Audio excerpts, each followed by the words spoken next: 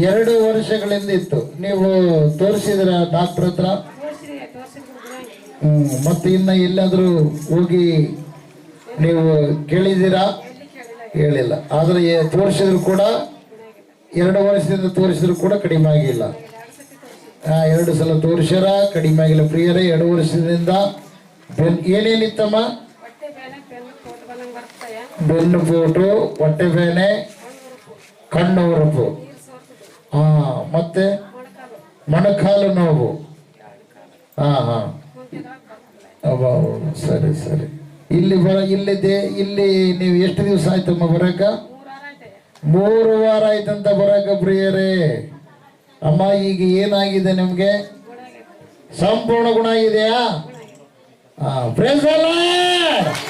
2 ವರ್ಷದ ನೋವು 3 ವಾರ ನೋಡ್ರಿ ಬಂದಿದ್ದಾರೆ ಪ್ರಿಯರೇ. ಅದ್ಭುತವಾಗಿ